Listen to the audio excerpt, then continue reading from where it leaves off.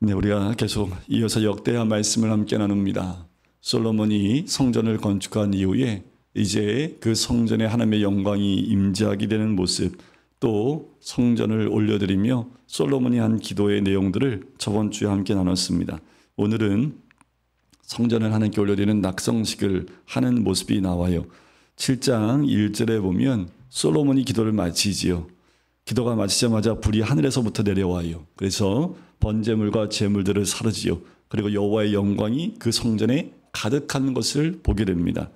그래요. 솔로몬이 성전을 짓고 하나님께 기도함으로 주님께 나아갈 때 하나님께서 그들이 드리는 그 제사 가운데 불러서 역사하시는 거지요.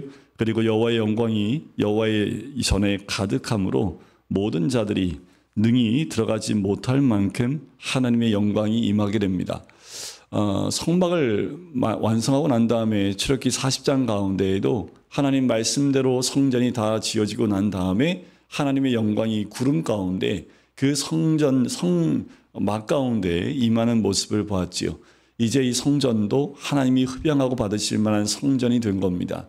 그러면 하나님의 영광의 임재가 있는 거지요. 여러분들, 우리도 하나님의 성전인 줄 믿습니다. 우리의 몸이 성령이 임하시는 하나님의 전인 줄 믿습니다. 우리의 몸이 또한 우리 영혼이 하나님 말씀대로 순종하고 하나님이 함께하는 사람이 되면, 또 하나님 말씀대로 이루어지면 하나님의 영광이 함께하는 사람이 되는 거지요. 그 성령이 충만한 사람이 된다라는 그 의미이기도 합니다.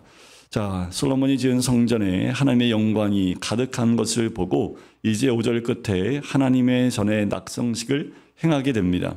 자, 9절에 보면 여덟째 날에 무리가 한 성회를 여니라 제단의 낙성식을 7일 동안 행한 후에 이 절기를 7일 동안 또 지키게 되지요.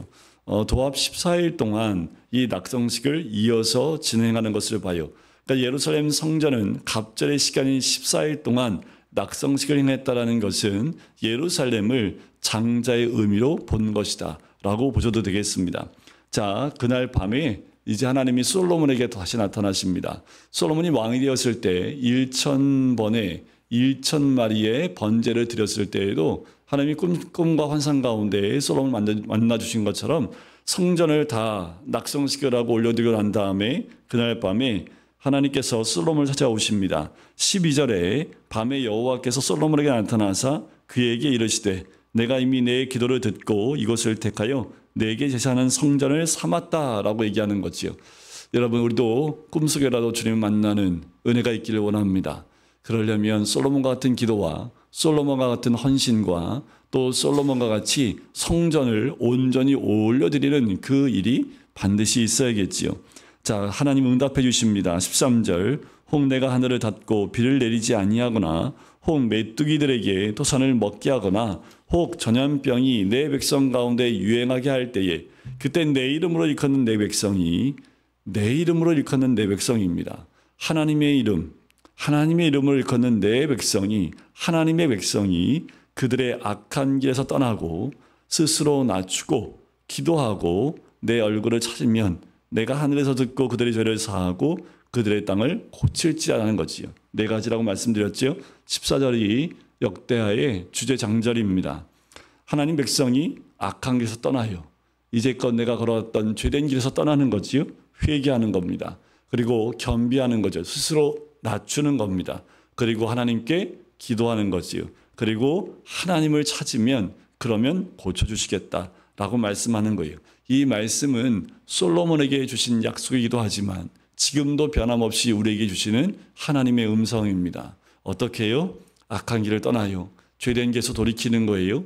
회개하고 돌이키는 겁니다. 그리고 낮추는 거예요. 겸손한 거예요. 하나님 앞에 겸비한 거지요. 그리고 기도하는 겁니다. 기도가 빠질 수 없지요. 그리고 하나님을 찾는 거예요.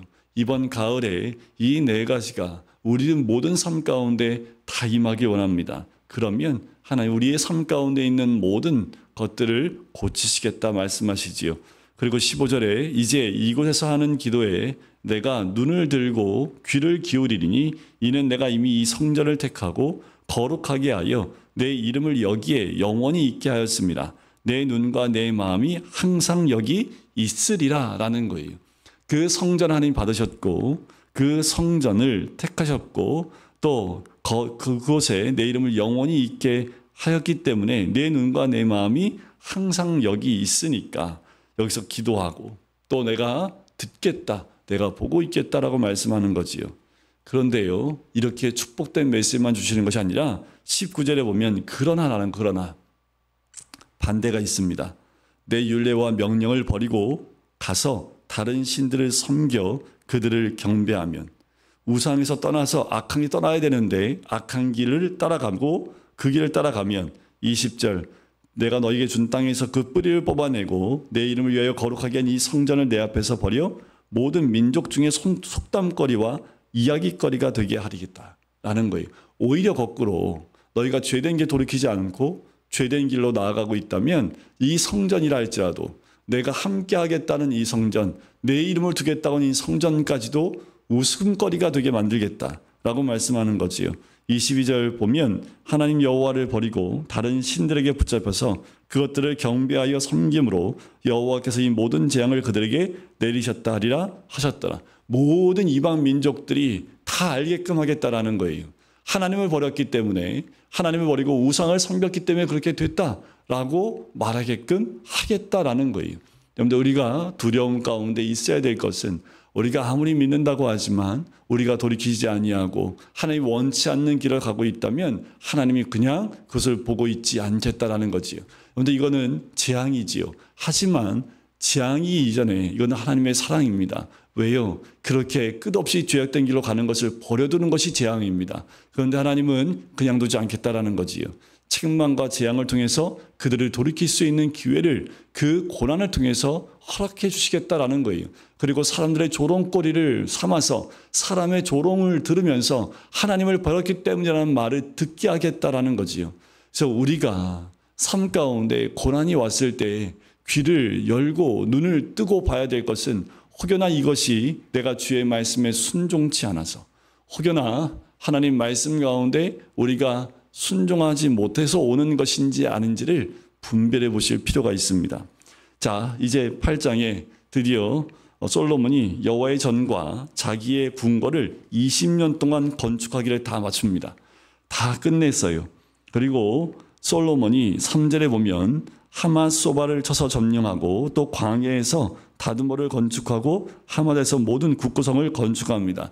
이제 성전을 완성하고 난 다음에 이제 자신의 솔로몬의 업적에 대한 부분들을 쭉 나열을 합니다. 7절에 보면 이스라엘이 아닌 헷 족속과 아모리 족속과 브리스 족속과 히비 족속과 여보스 족속이 남아있는 족속에 남아있는 모든 자.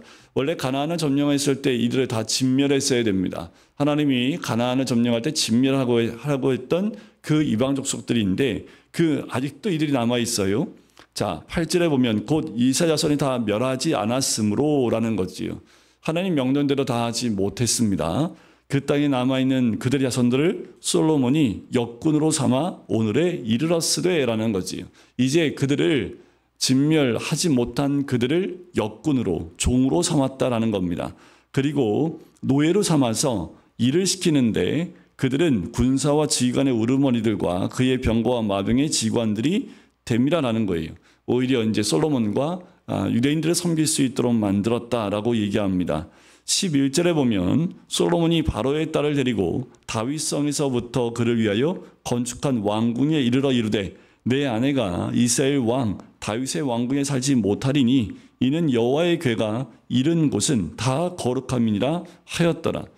자, 이 솔로몬이 이방 나라 바로 이집트 애굽의 왕의 딸을 아내로 삼은 것을 보게 돼요. 이것은 성경적이지 않고 말씀에 부합한 모습은 아닙니다. 열왕기상 3장에 보면 솔로몬이 바로의 딸을 위하여 밀로궁을 지은 모습이 나와요. 그러니까 이 자기 아내를 위해서 지금 다윗성에 거할 수 없어요. 다윗성에는 여호와의 궤가 있던 곳이기 때문에 거룩한 곳에 이방 사람이 들어갈 수 없기 때문에 밀로궁이라는 궁을 새로 지어진 것을 봐요. 그러니까 솔로몬이 하나님의 성전을 짓고 또 말씀대로 잘 순종하는 것 같지만 조금씩 하나님이 명령하신 것에서 떠나가는 모습을 볼 수 있습니다. 13절에 보면 모세의 명령을 따라 매일의 일과대로 안식일, 초하루, 정한 절기, 곧 1년의 세 절기, 무교절과 칠칠절과 초막절에 드렸더라. 그러니까 모세의 명령대로 이제 절기들과 안식일과 또 초하루 그리고 안식일 매일의 일과대로 그 모든 것을 정성을 다하여 드렸던 솔로몬의 모습도 있습니다. 그러니까 여러분들 주님을 잘 섬기고 있다가도 그 중간중간에 말씀에 순종하지 못하는 모습들이 솔로몬이 점점 하나님과 멀어지는 모습들을 보여주고 있는데 역대하는 여기까지만 보여줍니다.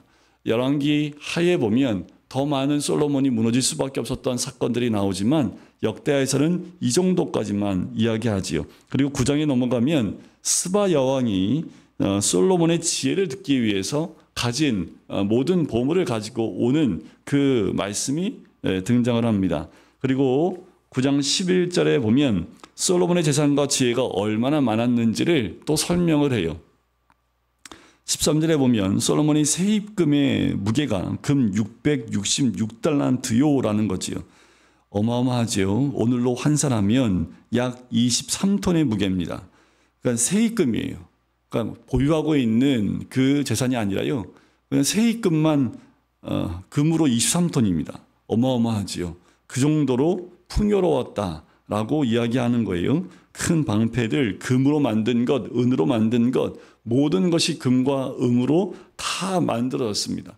그러니까 부족한 것이 없어요. 풍요로움으로 가득 채워져 있는 그 모습을 보게 되지요.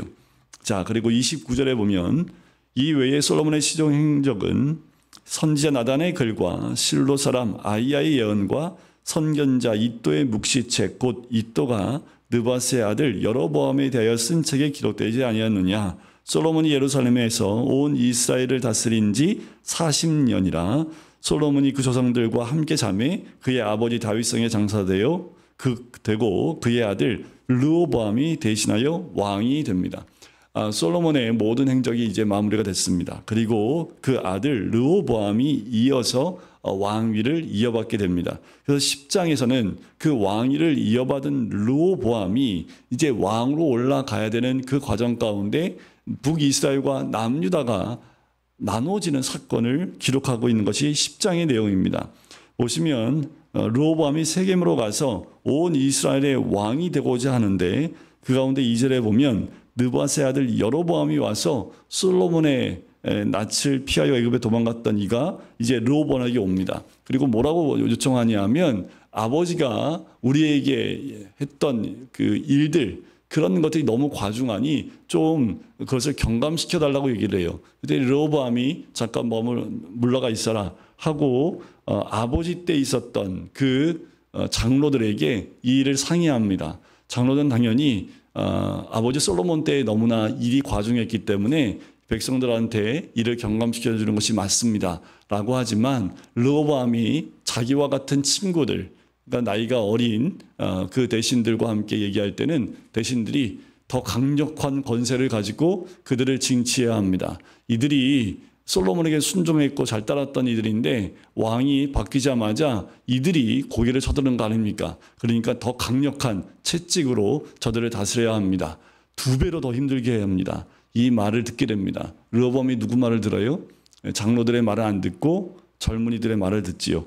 그래서 12절에 보면 3일 만에 여로보암과 모든 백성이 르호보암 앞에 나옵니다. 그래서 왕이 명령하기를 이르기를 3일 만에 내게 다시 오라 하였습니다.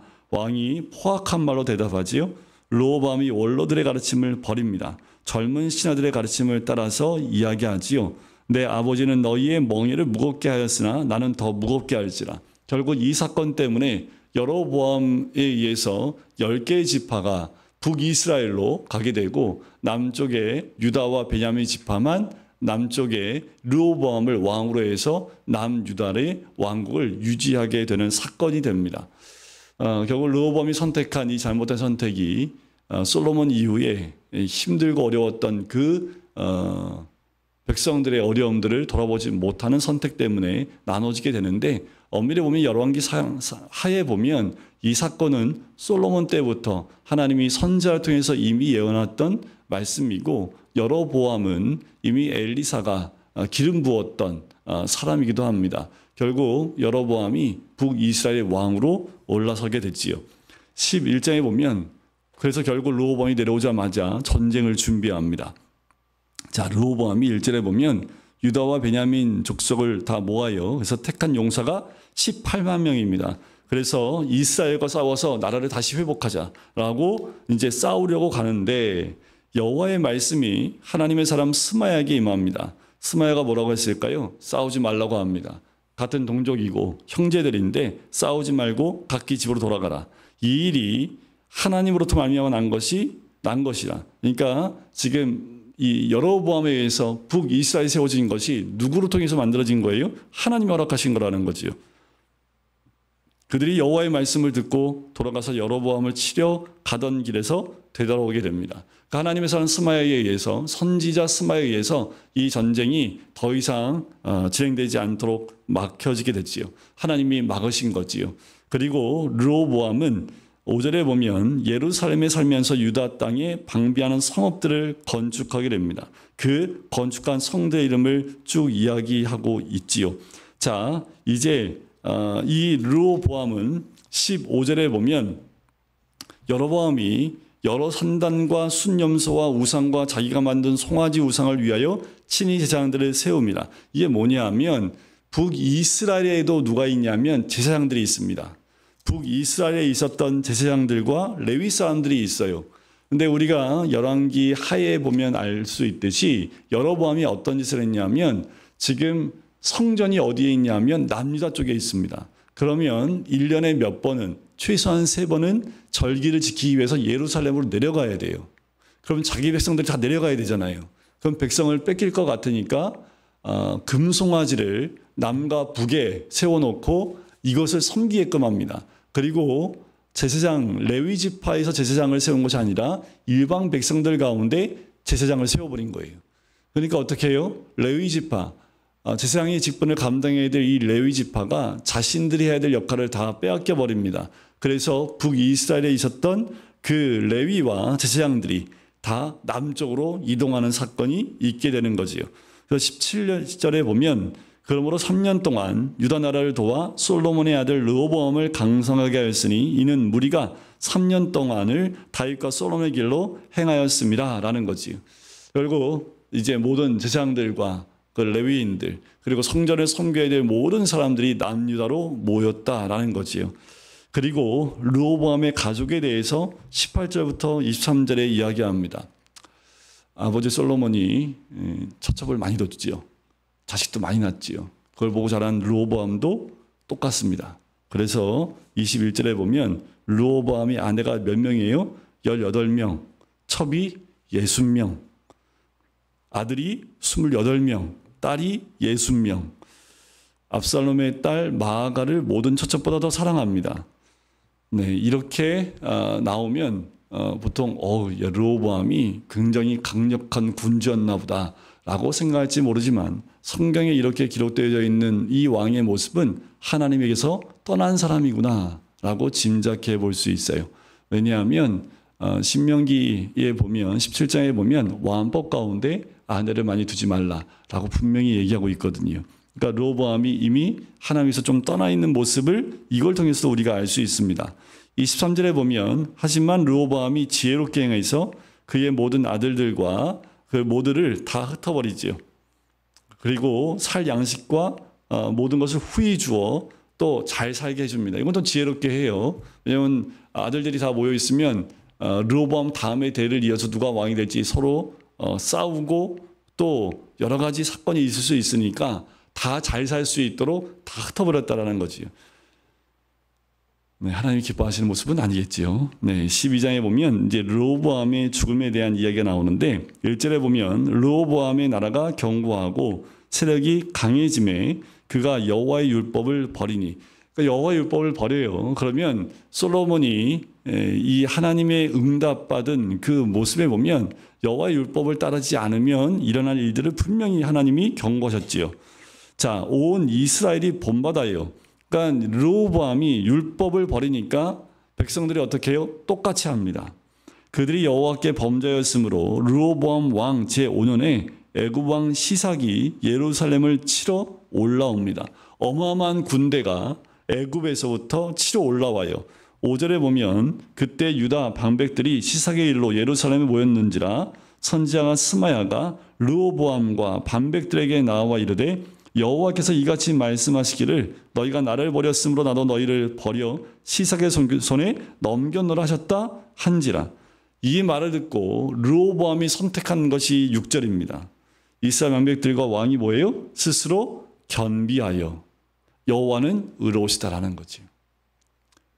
르호보암이 애굽 왕 시삭에 의해서 멸망하거나 또한 공격을 당하지 않게 했던 아주 중요한 선택을 합니다. 이것이 스스로 겸비한 거예요. 스스로 자기를 낮춘 거지요. 그리고 여호와께서 의로우시고 여호와께서 오르십니다 라고 이가 바짝 엎드린 거예요. 그래서 7절에 보면 중간에 그들이 스스로 겸비하였으니 내가 멸하지 아니하겠다라는 거예요. 그리고 나의 노를 시삭의 손을 통하여 예루살렘에 쏟지 않겠다라고 하나님이 하십니다. 8절에 그러나 그들이 시삭의 종이 되어 나를 섬기는 것과 세상 나라들을 섬기는 것이 어떠한지 알게 되리라. 그들이 돌이키긴 했지만, 그래서 시삭의 손에 의해서 예루살렘에 쏟지는 않겠지만 그들이 시삭의 종이 돼서 나를 섬기는 것과 세상 나라를 섬기는 것이 어떠한지 맛보기는 해주겠다라는 거예요. 여러분들, 그래서 이 나라도 마찬가지예요. 지금의 나라도 하나님을 온전히 따르지 않고 하나님을 멀리하고 하나님을 가까이 하지 않으면 본보기가 될 수밖에 없어요. 하나님이 보호하지 않으시면 이 땅은 이 예수님과 다르지 않습니다. 그래서 르호보암이 하나님의 율법을 떠났을 때 일어난 이 모든 사건이 있는 것처럼 이 땅에 있는 그리스도인들이 말씀 가운데 온전히 서 있지 못하면 마찬가지예요. 외세에 어려움이 와요. 이건 누가 허락한 거예요? 하나님이 허락한 거죠. 탓할 필요가 없어요. 그런데 계속 이 르호보암이 선택한 것처럼 스스로 겸비하면 되는데 이 나라 백성과 이 나라에 있는 그리스도인들이 자꾸 탓을 돌려요. 이것은 옳은 방법이 아닙니다. 성경적이지도 않아요. 근데 자꾸 탓을 돌려요. 이럴 때일수록 어떻게 해요? 회개하고 또 모여서 기도하고 하나님 앞에 무릎 꿇어야 되는데 그런 모습이 나타나지 않는다면 이것은 하나님의 뜻에 정면으로 반기를 드는 것과 다르지 않습니다. 이 시대를 또 역사를 세계사를 주관하시는 하나님이지요. 개인의 역사뿐만 아니라 나라의 역사도 주관하고 계십니다. 그렇다면 한 나라에 일어나는 모든 사건들은 하나님의 주권 아래 있지요. 하나님께서 하시는 것을 우리가 인정하고 겸비할 때 하나님의 역사가 반드시 함께할 줄 믿습니다. 12절에 보면 르호보암이 스스로 겸비하였고 유다에 선한 일도 있으므로 여호와께서 노를 돌이키사 다 멸하지 아니하셨더라라는 거예요. 우리가 하나님을 믿는다고 하지만 온전한 믿음이 없지요. 개인의 사건, 가정의 사건, 또 공동체와 나라와 민족의 사건들을 바라볼 때 우리는 사건만 바라보지 그 사건 가운데 역사하시는 하나님의 주권은 인정하지 않기 때문에 자꾸 우리는 사람을 바라보고 사람 탓을 해요. 그러기 이전에 우리가 믿는 사람으로 하나님의 뜻이었는지를 분별하고 우리의 죄된 자리에서 돌이키는 것이 우선이다라는 거지요. 13절에 보면 르호보암 왕은 이제 예루살렘에서 스스로 세력을 굳게 하여 다스리니라. 르호보암 왕이 왕위에 오를 때에 나이가 41세라 여호와께서 이스라엘 모든 지파 중에서 택하여 그의 이름을 두신 성에서 17년 동안 다스리니라. 그리고 르호보암은 16절에 조상들과 함께 자게 됐지요. 그리고 그의 아들 아비야가 대신해서 왕이 됩니다. 13장 1절에 보면 여로보암 왕 18째, 여로보암 왕은 북이스라엘의 왕, 초대 왕이었던 여로보암이 왕이 된 지 18째 해에 아비야가 유다의 왕이 됩니다. 자, 예루살렘에서 3년 동안 다스리는데 그의 어머니 이름은 미아가요, 기브아 사람 우리엘의 딸이더라. 아비야가 여로보암과 더불어 싸울 때 이제 이 르호보암의 아들 아비야가 북이스라엘과 전쟁이 일어난 거지요. 3절에 보면 아비야는 싸움에 용감한 군사가 몇 명이요? 40만 명. 근데 북이스라엘의 여로보암은요, 큰 용사가 80만 명이 2배 많습니다. 북이스라엘이. 그러니까 아비야가 4절에 보면 에브라임 산중 스마라임 산 위에 서서 이르되 여로보암과 이스라엘 무리들아 다 들으라. 그래서 아비야의 설교가 그리고 아비야의 연설이 시작이 됩니다. 뭐라고 얘기하냐면 5절에 이스라엘 하나님 여호와께서 소금 언약으로 이스라엘 나라를 영원히 다윗과 그의 자손에게 주신 것을 너희가 알 것 아니냐라고 선포합니다. 북이스라엘 사람들을 향해서 선포하는 거예요. 하나님의 약속이 있음을 선포하는 거지요. 자, 8절에 보면 이제 너희가 또 다윗의 자손의 손으로 다스리는 여호와의 나라를 대적하려 하는도다. 너희는 큰 무리요 또 여로보암이 너희를 위하여 신으로 만든 금송아지들이 너희와 함께 있도다. 너희가 아론 자손인 여호와의 제사장들과 레위 사람들을 쫓아내고 이방 백성들의 풍속을 따라 제사장을 삼지 아니하였느냐. 누구를 막론하고 어린 숫송아지 한 마리와 순양 7마리를 끌고 와서 장립을 받고자 하는 자마다 허무한 신들의 제사장이 될 수 있도다 하면서 북이스라엘의 잘못된 하나님의 뜻에서 벗어나고 말씀에서 벗어난 것들을 탁탁 지목해 줍니다. 13절에 보면 여로보암이 유다 뒤에 복병을 둬요. 그러니까 지금 군세가요. 지금 남유다는 40만 명이지만 북이스라엘은 80만 명이죠. 배나 많아요. 그러니까 남유다 군대를 앞뒤로 에워싼 거예요. 자, 이 소리를 다 들었음에도 불구하고 일이 돌아가지 않지요. 그래서 15절에 보면 유다 사람이 소리를 지르매 유다 사람이 소리 지를 때에 하나님이 여로보암과 온 이스라엘을 아비야와 유다 앞에서 치세요. 하나님이 도우시지요. 전쟁에서 승리케 하시는 것을 보게 됩니다. 아비야가 담대히 하나님의 뜻을 선포하고 북이스라엘의 죄된 모습을 선포했음에도 불구하고 이들이 돌이키지 않으니까 하나님께서 이런 군사의 열악한 상황 가운데 하나님이 남유다와 함께 하시는 것을 보게 됩니다. 18절에 보면 그때 이스라엘 자손이 항복하고 유다 자손이 이겼으니 이는 그들이 그들의 조상들의 하나님 여호와를 의지하였습니다. 결론은 이거지요. 남유다 아비야는 여호와 하나님을 의지하였기 때문에 승리했다고 성경에 기록하고 있습니다. 우리가 있는 자리에서 어떠한 전쟁이든 어떠한 다툼이든 무엇이든 간에 여호와를 의지하고 말씀에 순종하여 나갈 때 하나님의 도우심이 반드시 임할 줄 믿습니다. 22절 아비야의 남은 사적과 그의 행위와 그의 말은 선지자 이또의 주석서의 주석책에 기록되니라. 그래서 아비야도 이제 이 사건 이후로 이제 이야기가 마무리가 됩니다. 그리고 그의 아들이었던 아사가 다시 왕위를 이어받게 되지요. 14장은 아사 왕에 대한 사건이 나옵니다. 르호보암이나 아비야는 열왕기하에 보면 그렇게 선왕으로 하나님을 잘 따랐던 왕으로 기록되어 있지 않아요. 하지만 이 역대하에는 르호보암의 하나님을 의지했던 모습들, 아비야가 전쟁에서 승리했던 모습들을 특별히 기록하고 있는데 이 아사는요, 이 열왕기 하에도 선왕으로 등장을 합니다. 그래서 이 아사 왕에 대한 것은 몇 장에 걸쳐서 기록되어 있어요. 자, 14장 1절에 보면 아비야가 그의 조상들과 함께 누움에 다윗성에 장사되고요. 그 아들 아사가 대신하여 왕이 됩니다. 그의 시대에 그의 땅이 10년 동안 평안합니다.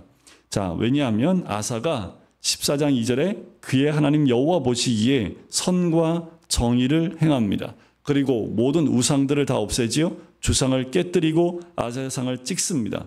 유다 사람에게 명하여 그 조상들의 하나님 여호와를 찾게 하며 여호와를 찾기 시작을 합니다. 그의 율법과 명령을 행하게 합니다. 말씀에 순종하게 합니다. 또 유다 모든 성읍에서 산당과 태양상을 없애매 나라가 그 앞에서 평안함을 누립니다. 그러니까 아사 왕 때의 평안함을 누렸던 이유가 뭐예요? 여호와를 찾고 우상을 제거합니다. 그리고 여호와의 말씀에 순종하라고 선포했다라는 거지요. 그러니 하나님의 도우심 가운데 평안을 누립니다. 여호와께서 아사에게 평안을 주셨으므로 그 땅이 평안하여 여러 해 싸움이 없은지라라는 거지요. 그가 견고한 성읍들을 유다에 또 건축합니다. 7절에 보면 아사가 일찍이 유다 사람에게 이르되 우리가 우리 하나님 여호와를 찾았으므로 이 땅이 아직 우리 앞에 있나니 7절 네 번째 줄에도 보면 우리가 주를 찾았으므로 주께서 우리 사방에 평안을 주셨느니라 하고 이에 그들이 성읍을 형통하게 건축하였더라. 그러니까 아사 왕의 특징은 뭐예요? 여호와를 찾았다라는 거지요. 그런데 우리의 특징이 주를 찾는 사람이 되길 간절히 소원합니다. 주를 찾는 누구 여호와를 찾는, 여호와께 구하는 누구누구. 아사 왕의 특징은 여호와를 찾는 왕이었다라는 거지요. 그래서 아사의 군대는요, 유다 중에서 큰 방패와 창을 잡는 자가 30만 명이나 되고 베냐민 중에서 작은 방패를 잡으며 활을 당기는 자가 28만 명이나 되는 다 큰 용사들로 이 평안한 때에 준비하는 모습을 봅니다. 그런데 그때 마침 9절에 보면 구스 사람 세라가 그들을 치려고 군사 100만 명, 병거 300대를 거느리고 쳐들어오게 됩니다. 군세가 장난이 아니지요. 그런데 보세요. 8절에 남유다의 유다 중에 군사 용사가 30만, 베냐민 지파 가운데 28만, 합이 58만 명인데 지금 구스 사람은 몇만 명이에요? 군사만 100만 명, 대략 2배의 군사력입니다. 그리고 거기다가 병거만 300대예요. 병거라고 하면 이 마차를 의미합니다. 거기에 군인들이 타고 가면서 속도를 내서 전쟁을 하는 것이 300대나 거느리고 와요. 그러니까 전쟁에 있을 때 남유다가 버틸 수 없을 정도의 전쟁입니다. 어마어마한 남유다의 어려움이 닥친 거지요. 그때 11절에 아사가 그의 하나님 여호와께 부르짖어요. 이르되 여호와여, 힘이 강한 자와 약한 자 사이에는 주밖에 도울 리가 없사오니 우리 하나님 여호와여, 우리를 도우소서. 우리가 주를 의지하며 주의 이름을 의탁하옵고 이 많은 무리를 치러 왔나이다. 여호와여, 주는 우리 하나님이시오니 원하건대 사람이 주를 이기지 못하게 하소서 하였더니 여호와께서 구스 사람들을 아사와 유다 사람들 앞에서 치십니다. 여호와께 치세요. 그래서 구스 사람들이 도망하게 되는 모습이 나오지요. 그래서 13절 끝에 보면 이는 여호와 앞에서와 그의 군대 앞에서 패망하였음이라 노력한 물건이 매우 많았더라. 여호와께서 그날 사면 모든 성읍 백성을 드럽게 하시니 무리가 그 모든 성읍을 치고 그 가운데 있는 많은 물건을 노력하고 돌아오게 되는 모습이지요.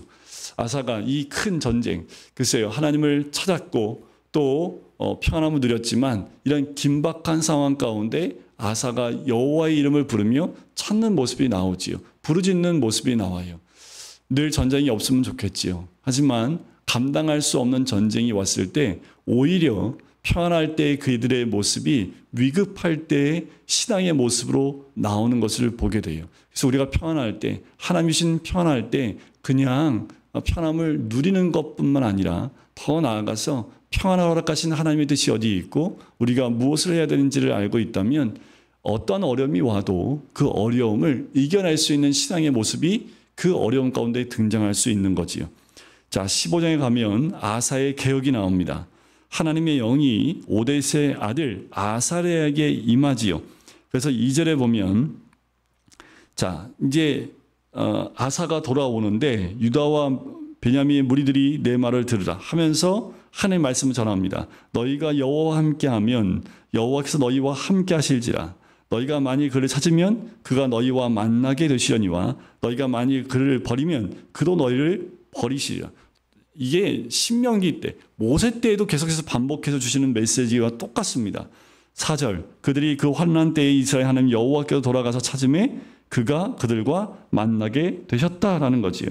자, 8절, 아사가 이 말 곧 선지자 오데스의 예언을 듣고 마음을 강하게 하여 가증한 물건들을 유다와 베냐민 온 땅에서 없앱니다. 또 에브라임 산지에 빼앗은 성읍들에서도 없애고 또 여호와의 낭실 앞에 있는 여호와의 제단을 재건하는 모습이 나와요. 9절 세 번째 줄에 보면 이스라엘 사람들이 아사의 하나님 여호와께서 그와 함께 하심을 보고 아사에게로 돌아오는 자가 많았음이더라. 아사 왕 제 15년 셋째 달에 그들이 예루살렘에 모이게 되는 거지요.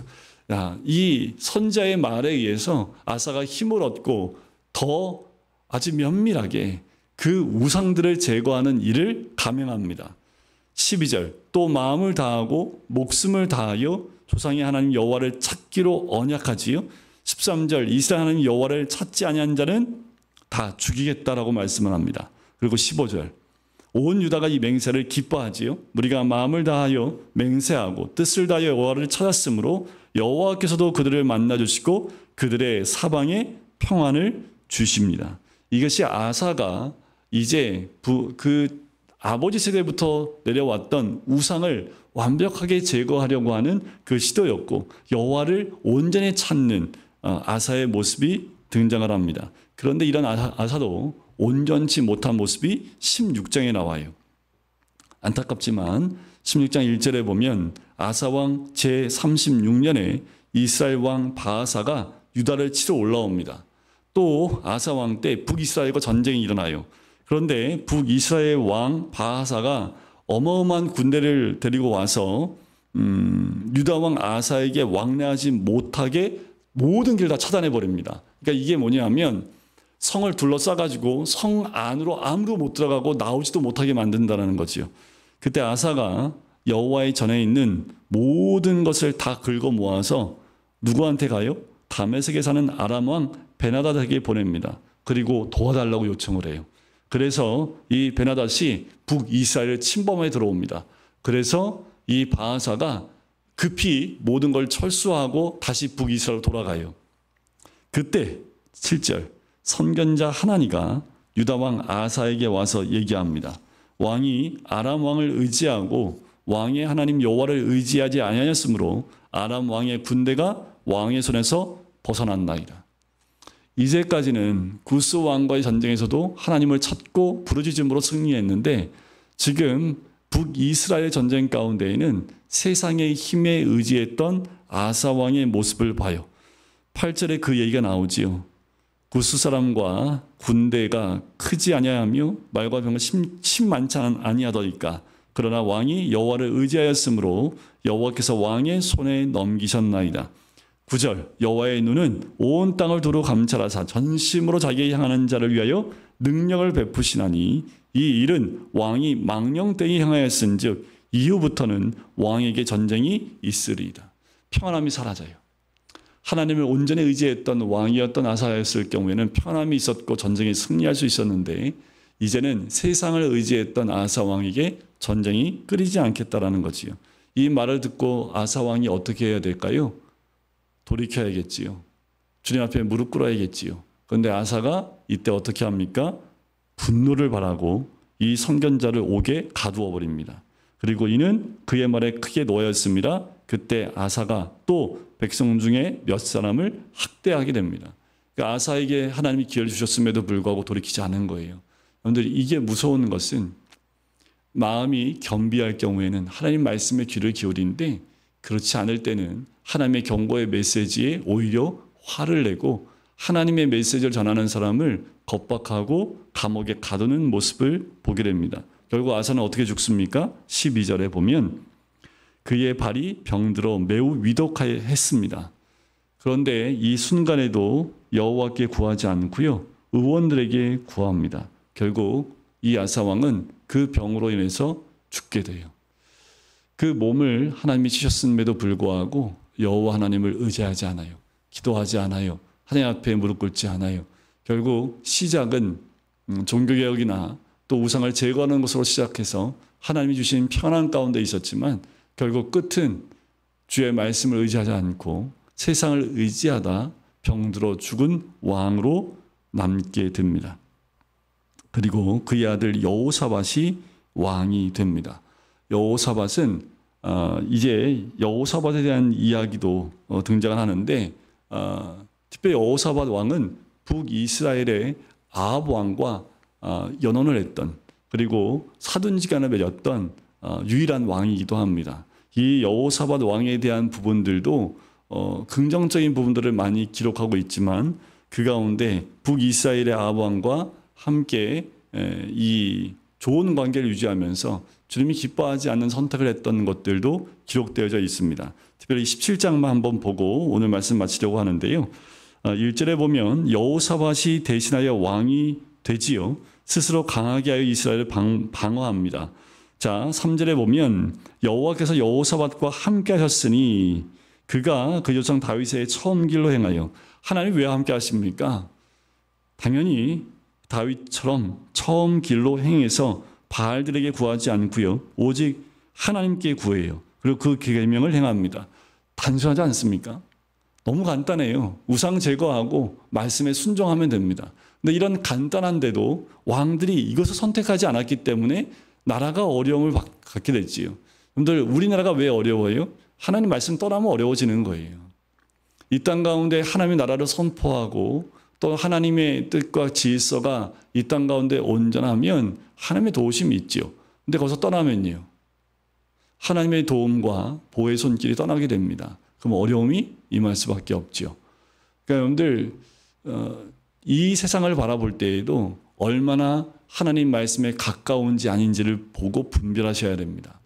다른 것으로 분별하실 필요 없어요. 나한테 도움이 되기 때문에 아니요. 그건 하나님 보시기에 선한 것이 아닙니다.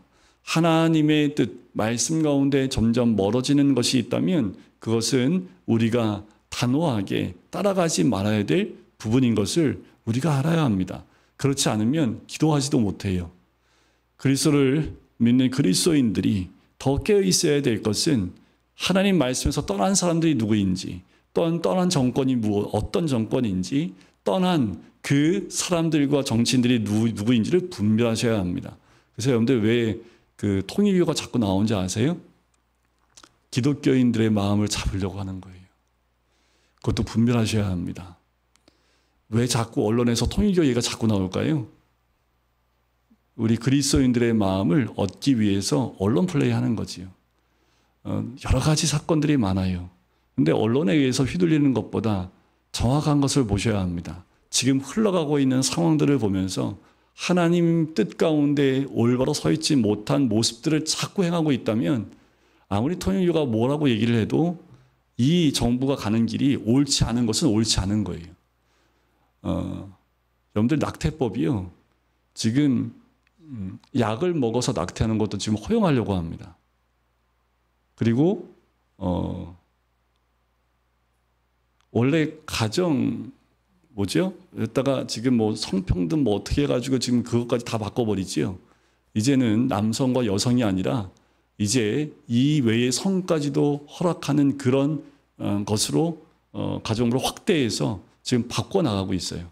그러면 우리가 어떻게 해야 됩니까? 아니죠. 하나님 뜻에 맞지 않지요. 아무리 내가 원하는, 그리고 내가 지지했던 사람이라 할지라도 악한 법을 허용하고 있다면 그건 아니지요. 그것에 대해서 우리가 아닌 것을 얘기하지 못한다면 우리는 세상을 따라가는 사람이 될 수밖에 없습니다. 그러니까 여러분들, 자꾸만 우리 그리스도인들이 이편 저편이 아니라 하나님 말씀 가운데 중심을 두고, 지금 이 이스라엘 왕들도 결국 하나님 말씀에서 떠나면 어떻게 됩니까? 하나님이 도움이 없어요. 함께 하심이 없습니다. 그럼 나라 망합니다. 하나님의 뜻 가운데 조금이라도 벗어나는 것, 이것을 막지 않고 기도하지 않으면 이 땅 가운데 하나님이 도움의 손길과 보호의 손길이 떠나게 되면 거기서 끝나는 거예요. 아닌 것은 아니라 말할 수 있는 것이 우리들이어야 되는 거지요. 지금 이 여호사밧은 여호와의 말씀을 그대로 행하지요. 그리고 5절에 보면 여호와께서 나라를 그의 손에서 견고하게 하시지요. 북이 영화를 크게 떨쳤습니다.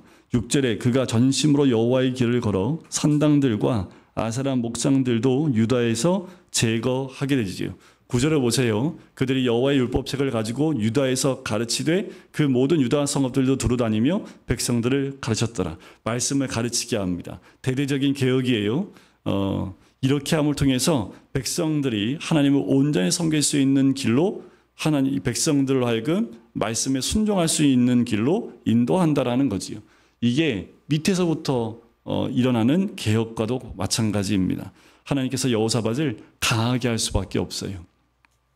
오늘 17장까지만 할 텐데 우리가 좀 깨어 있어야 될 부분들은 때가 가까이 올수록 점점 더 하나님 뜻 가운데 있지 못하고 세상은 하나님과 멀어집니다. 그런데 우리는 그 가운데 분별치 못하고 있으면 세상이 멸망의 길로 갈 때 멸망과 함께 가는 그 넓은 길로 갈 수 있어요. 깨어 있어야 합니다. 이 마지막 때에 더욱더 우리가 기도하고 주의 뜻을 구하고 하나님의 질서가 이 땅 가운데 세워질 수 있도록 우리가 더 힘을 쏟는 것은 우리가 그리스도인이기 때문에 당연히 해야 될 모습이기도 하지요. 우리가 깨어 있어야 합니다. 당연히 이 땅 가운데 우상과 그리고 이단들은 하나님 기뻐하지 않는 것이기 때문에 제거되어야 되겠지요. 우리가 바라봐야 될 것은 하나님 말씀에 얼마나 순종하고 가야 되는지 우리 스스로가 우리 죄를 돌이켜보고, 그리고 우리 공동체가 주의 말씀 가운데 온전히 있다면 하나님의 도우심과 함께 하심이 있지요. 그런 공동체가 이 나라에 많아질수록 이 땅은 하나님이 함께하는 나라가 될 수밖에 없습니다. 우리 모두가 말씀 안에서 또 다시 한번 이 왕들이 하나님과 함께하고 주를 찾는 겸비한 왕이 되었던 것처럼 우리 개인이 그렇게 주님 앞에 겸비하고 또 주를 찾는, 그리고 말씀에 순종하는 개인이 되시기를 주님의 이름으로 간절히 축원드립니다.